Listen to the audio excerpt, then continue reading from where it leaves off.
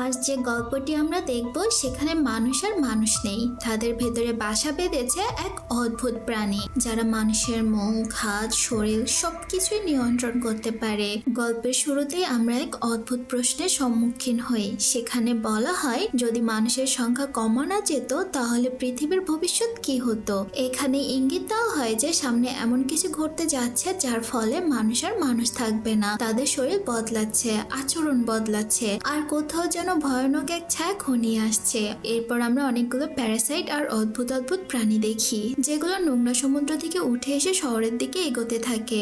এরপর আমরা এক স্বামী স্ত্রীকে দেখি যারা শান্তভাবে ঘুমাচ্ছিল, কিন্তু হঠাৎ একটি প্যারাসাইট এসে সেই মানুষটার কানে ঢুকে যায়। ভয় আর যন্ত্রণা লোকটা কিছুক্ষণ ছটফট করে, এরপর শান্ত হয়ে যায়। এরপর আমরা এক ছেলেকে দেখি যার নাম ছিল সিনচি। সে আরামে শুয়ে গান শুনছিল। তখনই আরেকটি প্যারাসাইট এসে তার কানে ঢোকার চেষ্টা করে, কিন্তু সিনসির কানে হেডফোন লাগানো থাকায় প্যারাসাইটটা তার নাক দিয়ে ভেতরে ঢোকার চেষ্টা করে, কিন্তু সেই সময় সিনসি সেটিকে দেখে ফেলে এবং দূরে ছুঁড়ে ফেলে দেয়। আতঙ্কিত হয়ে সে একটি বই দিয়ে সেটিকে মেরে ফেলতে চায়, কিন্তু হঠাৎ প্যারাসাইটটি তার হাত কেটে হাতের ভেতরে ঢুকে যায়। সিনসি আতঙ্কে তার হাতকে একটি কেবল দিয়ে বেঁধে ফেলে যাতে সেটি আর ভেতরে ঢুকতে না পারে। তখন তার চিৎকার শুনে তার মা ঘরে আসেন। সিনসি মাকে বলে তার হাতে অদ্ভুত একটা সাপ ঢুকে গিয়েছে, কিন্তু মা হেসে বলে, কি বলে এইসব, তুমি কি আমার সাথে মজা করছো? তখন তিনি সিনসির হাতে বাঁধা তারটি খুলে যায় এবং সেখানে কিছুই দেখতে পায় না। তখন মা দেখে যে সিনসি আজে বাজে গান শুনছে, তাই মা তার ছেলেকে বকাঝকা করে এবং সেখান থেকে চলে যায়। সিনসিও অবাক হয়ে যায় আর ভাবে ওই পোকাটা কোথায় গেল।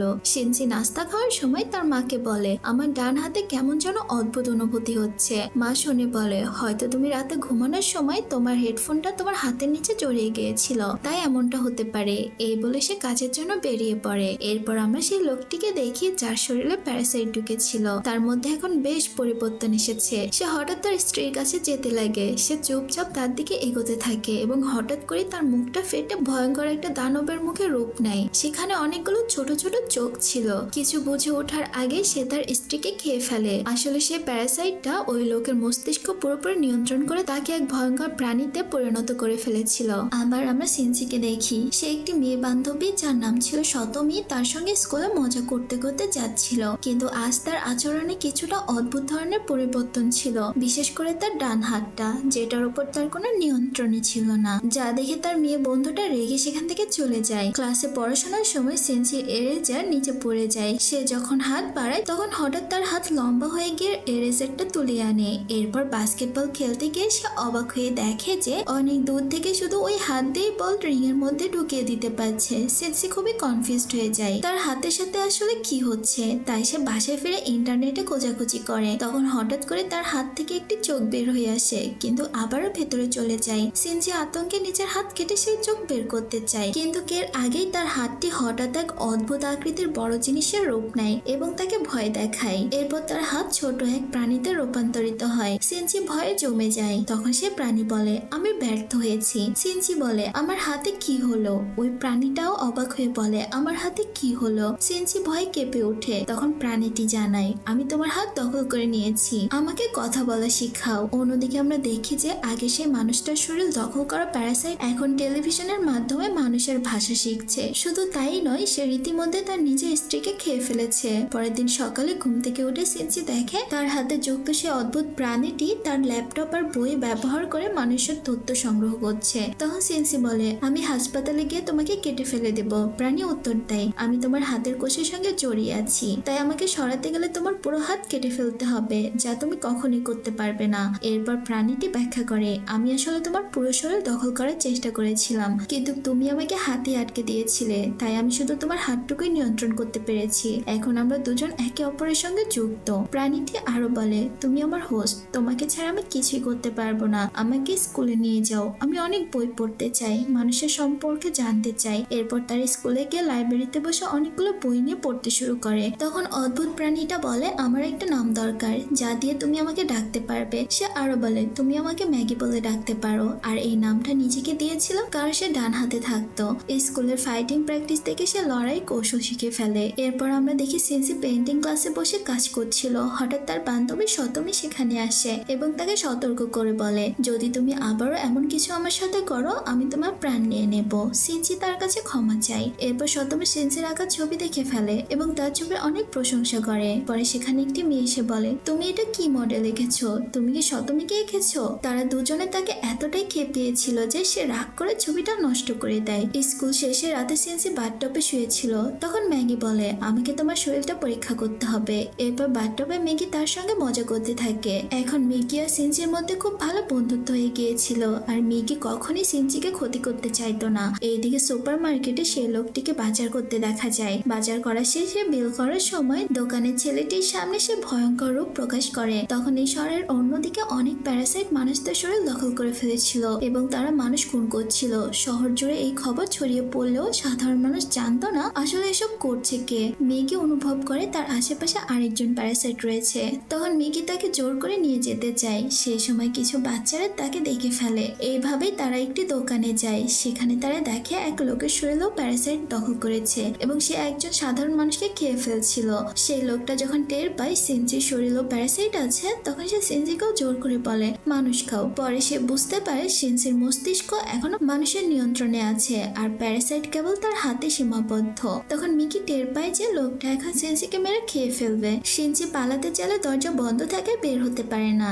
এরপর সে লোকটা সিনজির কাছে এসে নিজের হাত কেটে মিকিকে বলে, তুমি সিনজির হাত ছেড়ে আমার হাতের সঙ্গে যুক্ত হয়ে যাও। কিন্তু ইতিমধ্যে মিকি আর সিনজির মধ্যে বন্ধুত্ব তৈরি হয়ে গিয়েছিল, তাই সে রাজি হয়নি। বরং সিনজিকে বাঁচাতে সেই লোকটার সঙ্গে সে লড়াই শুরু করে। আর মিকি লড়াই শিখেছিল স্কুলের ছাত্রদের মার্শাল আর্ট অনুসরণ করতে দেখে। সেই কৌশল ব্যবহার করে মিকি সিনজির শরীর দিয়ে আক্রমণ চালায় এবং ওই প্যারাসাইটের মস্তিষ্ক ও শরীরকে আলাদা করে দেয়। এতে লোকটা সঙ্গে সঙ্গে সেখানে মারা যায়। এরপর কারো আসার শব্দ হলে সিনজি দোকানের পেছনের দরজা দিয়ে পালিয়ে যায়। কিন্তু এরপর সে তার মায়ের সাথে দেখা করলে সে তার মাকে কিছুই বলতে পারে না। এইদিকে শহরের অনেক মানুষ নিখোঁজ হচ্ছিল এবং তাদের দেহ অবশেষ পাওয়া যাচ্ছিল।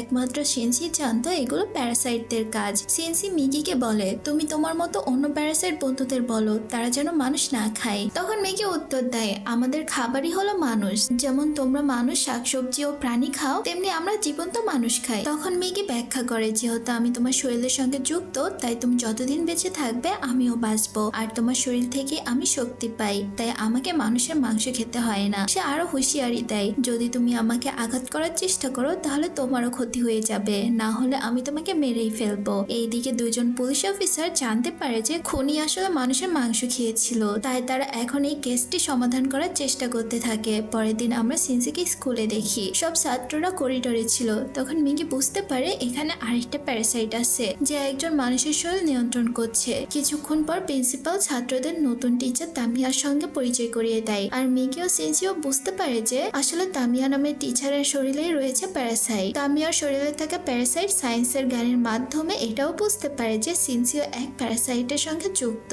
এরপর সিনজি তামিয়াকে রাস্তায় অনুসরণ করতে থাকে। সিনজিকে দেখে তামিয়া বলে, আমাকে ভয় পেও না, এখানে আমরা দুজনে একই ভাইরাসে আক্রান্ত। তামিয়া অন্য সব প্যারাসাইট থেকে একেবারে আলাদা। সে এক্সপেরিমেন্ট করতে খুব ভালোবাসে, এমনকি সে আরেক প্যারাসাইটের সঙ্গে মিলে নিজের শরীরকে প্রেগনেন্টও করে ফেলেছিল, শুধু এটা দেখার জন্য যে এইভাবে জন্ম দেওয়া সন্তানটা আসলে কেমন হয়। সিনজি জিজ্ঞেস করে, তুমি এখানে স্কুলে আসলে কেন? তামিয়া উত্তর দেয়, আমি শুধু চাই সাধারণ মানুষের মতো বাঁচতে। আমি তোমার সঙ্গে আরো কথা বলতে চাই, কিন্তু তোমার প্রেমিকা আমাদের দেখছে। আমি চাই না সে ভেবে নিক যে তুমি নতুন শিক্ষিকাকে দেখে তার প্রতি আকৃষ্ট হয়ে গিয়েছো। তাই তামিয়া সিনজিকে স্কুল শেষে দেখা করার প্রস্তাব দেয়। মিগিও তামিয়ার সঙ্গে দেখা করতে রাজি হয়। সে সিনজিকে বলে, প্রথমবার এমন প্যারাসাইট দেখছি যে এত শান্তভাবে তার হোস্টের শরীরে বাস করছে। তামিয়া সম্পর্কে আরো জানার জন্য সিনজি পরে তার সঙ্গে দেখা করতে যায়। এখানে তামিয়া আরো দুজন প্যারাসাইটকে ডেকে এনেছিল, একজন হাই স্কুলের ছাত্র সিমাদা আর একজন অফিসার মিস্টার এ। তারা দুজনেই তামিয়া সহকর্মী ছিল।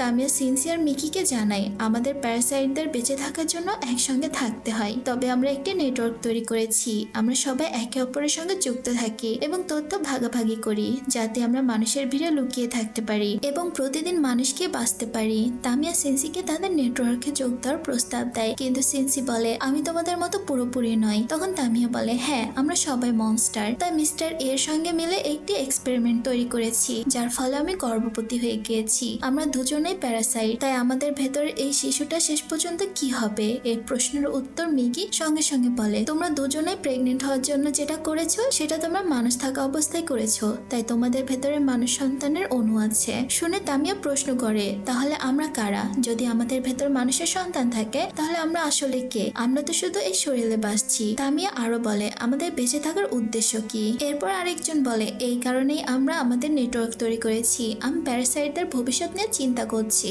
এরপর তামিয়া সিনচিকে হুমকি দিয়ে বলে, যদি তুমি আমাদের সঙ্গে যোগ না দাও, আমাদের বিরুদ্ধে কিছু করার চেষ্টা করো, তাহলে আমি 3 সেকেন্ডের মধ্যে তোমার পুরো স্কুল ধ্বংস করে দিতে পারি। সিনচি এটা শুনে অনেক ভয় পেয়ে যায়। এরপর তিনজন একে একে সিনচির দিকে তাকিয়ে তার দিকে এগিয়ে আসে। এরপর মিকি টের পায় এবং সিনচিকে বলে, মিস্টার এ সাবধানে থেকো, আমার ভালো লাগছে না। এরপর আমরা সিনচির বাড়িতে ফিরে যাই, যেখানে সে অনেক শান্তিতে ছিল, কিন্তু মিস্টার এ এবং সীমাদা মানুষের জীবন নষ্ট করতে থাকে। তামিয়া নিজে তার শরীর পরীক্ষা করছিল, তাই সে মানুষ খাওয়ার পরিবর্তে মানুষ কিভাবে বেঁচে থাকতে চেষ্টা করে সেটা দেখছিল। সে মানুষের মতো খাওয়া দাওয়া করতে থাকে এবং বলতো, আমাদের মানুষের ভিড়ে বাঁচতে হলে আমাদের মানুষের মতো চিন্তাও করতে হবে, তখনই আমরা টিকে থাকতে পারবো। অন্যদিকে সিনচি খুবই চিন্তিত ছিল, কিন্তু সে তার মাকে কিছুই বলতে পারছিল না। সে মাকে বলে, আপনি বাড়িতে থাকুন, কারণ সে জানতো বাইরে অনেক প্যারাসাইট আছে যারা মানুষ খাচ্ছে, কিন্তু তার মা এইসব জানতেনই না। তাই সিনচির মা তার কথাটি খুব গুরুত্ব সহকারে নেয়নি।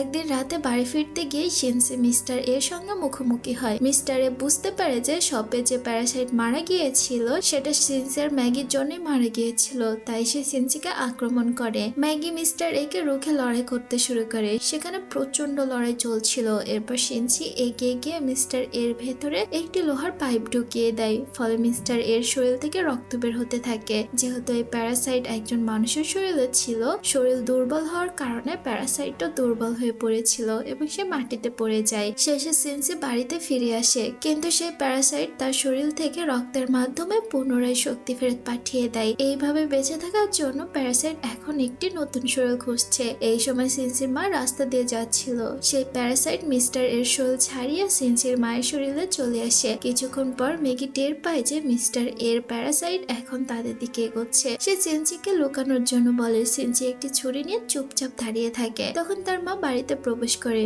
ম্যাগি বুঝতে পারে যে মিস্টার এর প্যারাসাইট সিনচির মায়ের শরীরে ঢুকে গিয়েছে, কিন্তু সিনচির জন্য এটি বিশ্বাস করা খুবই কঠিন ছিল। সে তখন প্যারাসাইটের উপর আক্রমণ করে এবং সেটিকে আহত করে। সিনচি তখন মাটিতে পড়ে যায়, তার শরীরে একটি গর্ত হয়ে যায়। এরপর প্যারাসাইট সেই জায়গা ছেড়ে চলে যায়। সিনচি তখন ধীরে ধীরে সুস্থ হতে থাকে। কয়েকদিন পরে আবার সে পুরোপুরি ঠিক হয়ে যায়। তার হার্টও ঠিক হয়ে গিয়েছিল এবং সে বেঁচেও ছিল, কিন্তু সিনচি এই জীবিত হওয়ার জন্য একদমই খুশি ছিল না। তার মনে হয় এখন জীবনে আর কিছুই নেই। সে তখন অনেক কান্না করে। পরের দিন সিনচি পথে যাচ্ছিল, তখন সে তার বান্ধবী শতমীর সঙ্গে দেখা করে। শতমী তার সঙ্গে কথা বলে, কিন্তু সিনচির আচরণ একদমই বদলে গিয়েছিল। সে শতমীর সঙ্গে কথা বলেনি এবং সরাসরি তামিয়ার কাছে চলে যায়। সিনচি তামিয়াকে জিজ্ঞেস করে, মিস্টার এ কোথায়? কিন্তু তামিয়া বলে, তুমি তো তাকে মেরেই ফেলেছো। তামিয়া আরো বলে, মিস্টার এর প্যারাসাইট সিনচির মায়ের শরীরে চলে গিয়েছে। সিনচি তখন বলে, এই জন্যই তো আমি জানতে চেয়েছিলাম সে কোথায়। কিন্তু সময়ের সঙ্গে তামিয়া সিনচিকে স্পষ্ট মিস্টার এর অবস্থান জানতে দেয়নি। এরপর তামিয়া দুজনকে ভয় দেখিয়ে চলে যায়। সিনচি ছুরি বের করে আক্রমণ করার চেষ্টা করে, কিন্তু ছুরি প্যারাসাইটকে আঘাত করতে পারে না। প্যারাসাইট সেই স্থান ছেড়ে চলে যায়।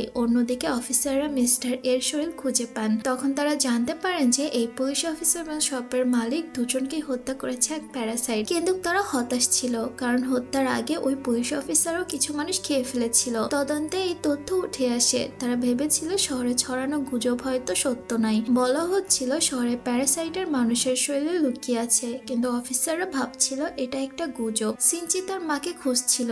একদিন সে এমন একটি জায়গায় পৌঁছায় যেখানে কিছু নেতারা মানুষের মধ্যে ভোট চাচ্ছিল। তখনই সে টের পায় যে নেতা ভোট চাচ্ছে সে নিজেও একটি প্যারাসাইট। এছাড়াও আরো প্যারাসাইট সেখানে রাজনৈতিক অবস্থানে প্রবেশ করেছে। মেকি খুবই খুশি হয়। সে মনে করে একদিন প্যারাসাইট পুরো পৃথিবী দখল করবে। এরপর সিনচির বাড়িতে 2 পুলিশ অফিসার আসে। তার সিনচিকে কিছু প্রশ্ন করে, কিন্তু সিনচি চতুরতার সাথে মিথ্যা বলে। এরপর পুলিশ অফিসাররা চলে যায়। কিছুদিন পর সিনচি আবার স্কুলে যায়। সেখানে সে শতমীর সঙ্গে দেখা করে। এরপর স্বামীদা নামে সেই ছেলেটি আসে, যাকে ক্যামেম ওই স্কুলে স্থানান্তর করেছিল যাতে সে সিনচির উপর নজর রাখে। সীমাদা প্রথমবারে সিনচির সঙ্গে দেখা করার ভান করে এবং তারপর চলে যায়। তামিয়া লক্ষ্য করে যে মিকি সিনচির জীবন বাঁচানোর পর থেকে সিনচির শরীরে পরিবর্তন আসছে। অন্যদিকে মিকিও বুঝতে পারে মিকি সিনচির জীবন বাঁচানোর পর থেকে তার নিজেরও কিছু সমস্যা হচ্ছে। সে বলে, আমার ঠিক থাকার জন্য প্রতিদিন কয়েক ঘন্টা ঘুমানো দরকার, আর আমি ঘুমানোর সময় তোমাকে সাহায্য করতে পারি না। তাই সে খাওয়ার পর সঙ্গে সঙ্গে ঘুমিয়ে পড়ে। সে সিনচি তাকে জাগানোর চেষ্টা করে কিন্তু পারে না। এইদিকে অফিসাররা জানতে চায় কিভাবে প্যারাসাইট চিনবে। তারা খুঁজে পায় যদি কোনো মানুষের শরীরে প্যারাসাইট থাকে তার চুল টানলে চুল কোকড়া হয়ে যাবে। অফিসার এক জুনিয়র পুলিশ অফিসারের চুলটা নেয় কিন্তু চুল কোকড়া হয় না। তখন তারা বুঝে যায় সে প্যারাসাইট নাই। ক্যামপ তার নেটওয়ার্কের মাধ্যমে বুঝতে পারে যে মানুষকে চিনবার পদ্ধতি বের হয়ে গিয়েছে। এরপর আমরা দেখি যে পলিটিশিয়ানরাও তামিয়ার সঙ্গে জড়িত। এরপর আমরা আবারও সিনচিকে দেখি, সে শতমীর সঙ্গে দেখা করে। শতমী সিনচিকে ডিনারের জন্য কিছু কিনতে বলে। তারা শপিং এ বের হয়ে যায়। পথে তারা একটি গাপ্পো দেখতে পায় যা রাস্তার মাঝখানে পড়েছিল কিন্তু গাপ্পোটি মারা গিয়েছিল। সিনচি বলে এটা এখন শুধু হাড় আর শরীর আর কিছুই না। আসলে সিনচির ভেতরে পরিবর্তন হচ্ছিল এবং সে প্যারাসাইটের মতো চিন্তা করতে শুরু করেছিল। সিনচি এটা বুঝতে পেরে শতমীকে ফেলে চলে যায়। স্কুলের প্রিন্সিপাল যখন তামিয়াকে গর্ভবতী দেখেন তখন তিনি অবাক হন, কারণ তামিয়া এখনো অবিবাহিত। প্রিন্সিপাল তাকে চরিত্রহীন ভেবে বের করতে চাচ্ছিল। তারা তামিয়ার মা বাবাকেও এই বিষয়টা জানায়। এর পরের দিন সে নিজের লাগেজ প্যাক করতে থাকে এবং সিনচির সাথে কথা বলতে চেষ্টা করে। শতমী এরপর পেন্টিং ক্লাসে যায় যেখানে অনেকগুলো মেয়ে মিলে সিমিতার পেন্টিং করছিল। হঠাৎ একজন মেয়ে মজা করে সিমিতার একটি চুল টেনে দেয়। চুলটি তখনই কোকড়া হয়ে যায়। এটি দেখে মেয়েরা বুঝতে পারে যে সিমিতা একটি প্যারাসাইট। সীমাদাও বুঝতে পারে যে তার রহস্য ফাঁস হয়ে গিয়েছে, তাই সে মেয়েদের উপর আক্রমণ চালায়। আর মনস্টারের মতো মুখ দেখে মেয়েরা চিৎকার করে ওঠে। সিনচি তাদের রক্ষা করতে এগিয়ে আসে। তখন তামিয়াও কিছু রাসায়নিক জিনিসপত্র নষ্ট করতে শুরু করে। শতমীর সাহস দেখিয়ে সীমাদার মনস্টার মুখে অ্যাসিড ছুঁড়ে মারে। সীমাদা তখন ছটফট করতে থাকে এবং চারপাশে আক্রমণ করতে শুরু করে। মেয়েরা ভয়ে পালানোর চেষ্টা করে। সিনচি যখন পৌঁছায় তখন বেশিরভাগ মেয়েরা ইতিমধ্যে খুব বাজেভাবে মারা গিয়েছিল, যা দেখে সিনচি অনেক কষ্ট পায়। সিনচি সাহস দেখিয়ে শতমীকে বাঁচাতে এগিয়ে যায়। শতমী সীমাদা থেকে পালাচ্ছিল। সীমাদা পুরোপুরি জম্বিদের মতো আচরণ করতে শুরু করে। সিনচি এসে তার সঙ্গে লড়াই শুরু করে। এরপর তামিয়া সেখানে আসে এবং সীমাদাকে শান্ত হতে বলে, কিন্তু সীমাদা শান্ত হতে চায় না। তাই তামিয়া একটি বম ফেলে যায়। সিনচি শতমীকে ধরে নিচে লাফ দেয়। এরপর একটি বিশাল বিস্ফোরণ ঘটে। তারপরে দেখা যায় পুলিশ আর অ্যাম্বুলেন্স সেখানে এসে পৌঁছে গিয়েছে। শতমী আহত হয়ে যায় এবং তাকে হাসপাতালে নিয়ে যাওয়া হয়। পুলিশ অফিসাররা উপরে উঠে আসে। তখন সীমাদা তাদের উপর আক্রমণ করে এবং তাদের আহত করে দেয়। সীমাদা স্কুলের ছাদে চলে যায়। মিগি সিনচিকে এই বিষয়টি জানানোর পর সিনচি অন্য একটি বিল্ডিং এ গিয়ে একটি লোহার রড তুলে নেয় এবং মিগিকে ধনুক বানিয়ে সেই লোহার রড দিয়ে সীমাদার উপর আক্রমণ করে। সরাসরি সেই লোহার রডটি সীমাদার শরীরে ঢুকে যায়, ফলে সীমাদা মাটিতে পড়ে মারা যায়। এরপর সিনচি সেখান থেকে চলে যেতে চায়। তখনই সেখানে তামিয়া এসে বলে, আমি এখন কিছুদিনের জন্য অদৃশ্য হয়ে যাচ্ছি। এরপর সে সিনচিকে মিস্টার এ অর্থাৎ তার মায়ের ঠিকানা দেয়। কিছু সময় পর সেই দুই পুলিশ অফিসার আসে। তারা খুঁজতে থাকে যে হত্যাকাণ্ড কিভাবে ঘটেছে। তখন তারা বুঝতে পারে যে কেউ অন্য বিল্ডিং থেকে আক্রমণ করেছে, কিন্তু তাদের কাছে বিস্তারিত কোনো তথ্যই ছিল না। সিনচি তামিয়ার দেওয়া ঠিকানায় পৌঁছিয়ে যায়। সেখানে সে তার মাকে পায়। সিনচি তাকে নিয়ে একটি ব্রিজের নিচে চলে যায়। তখন মিকির ঘুম আসে। সে সিনচিকে জানানোর চেষ্টা করে এবং সিনচি তাকে রক্ষা করার জন্য একটি অস্ত্র তৈরি করে। মিকি ঘুমিয়ে পড়ে। এরপর সিনচি সেই অস্ত্রের সাহায্যে মিস্টার এ অর্থাৎ তার নিজের মায়ের সঙ্গে লড়াই করে। সিনচি তখন ভালোভাবে লড়াই করছিল। সে মিস্টার এ কে মারার চেষ্টা করে, কিন্তু তখন তার মায়ের বিষয়টা সচেতন থাকে। মিস্টার এ আক্রমণ করে কিন্তু তার মৃত্যুর চেষ্টা ব্যর্থ হয়। মায়ের হাতে সাহায্যে সিনচি বাঁচে। তবে সিনচিকে তার নিজের মাকে মারতে হয় মিস্টার এ কে শেষ করার জন্য। কিছুক্ষণ পর মিকি জেগে ওঠে। সিনচি মিকিকে পুরো ঘটনা বলে দেয়। এরপর আমরা দেখি একটি প্যারাসাইট পলিটিশিয়ান এবং তার দল নির্বাচনে জয়লাভ করেছে। প্যারাসাইট এখন একটি উচ্চ পদে বসে। এরই মধ্যে দুই পুলিশ অফিসারকে হেডকোয়ার্টারে ডাকা হয়। আরেকটি টিম প্যারাসাইটের বিষয়ে তথ্য সংগ্রহ করছে। মানুষরা এখন টের পেয়েছে যে প্যারাসাইটরা তাদের নিয়ন্ত্রণ করছে, তাই মানুষকে বাঁচানোর জন্য একটি অপারেশন চালু হচ্ছে। এরপর আমরা সেই পলিটিশিয়ানকে দেখি যিনি তামিয়ার সঙ্গে যায়। তাদের সঙ্গে এখন একটি অত্যন্ত বিপজ্জনক প্যারাসাইটও আছে যার নাম কোটু। সে তামিয়াকে বলে যে সে পুরো মানব জাতিকে ধ্বংস করবে। তামিয়া তার আসন্ন সন্তানের জন্য চিন্তিত হতে শুরু করে। অন্যদিকে হাসপাতালে শতমী সিনচির সঙ্গে দেখা করে। এরপর আমরা দেখি কেউ সিনচি এবং মেগিকে নজর রাখছে। সে তাদের একসঙ্গে ছবি তুলছে। এভাবেই এই সিনেমাটি শেষ হয়ে যায়। তো আমার প্রিয় বন্ধুরা, কেমন লাগলো আজকের অন্য ধরনের একটি গল্প? আমি এ ধরনের গল্প কখনোই এক্সপ্লেন এক্সপ্লেন করিনি, কিন্তু এইবার করলাম কারণ মুভিটা আমার কাছে অনেক ভালো লেগেছে। আর আমার মনে হয় এই ধরনের মুভি অনেকেই পছন্দ করে। আমার গল্প এবং এক্সপ্লেনেশন যদি আপনাদের কাছে ভালো লাগে তাহলে কমেন্টে অবশ্যই জানাবেন, তাহলে ভবিষ্যতেও আমি এই ধরনের মুভি আরো এক্সপ্লেন করব। এতক্ষণ পর্যন্ত আমাকে শোনার জন্য আপনাদেরকে অনেক অনেক ধন্যবাদ। ভালো থাকবেন, সুস্থ থাকবেন এবং অন্য একটি ভিডিওতে আবারও দেখা হবে। আল্লাহ হাফেজ।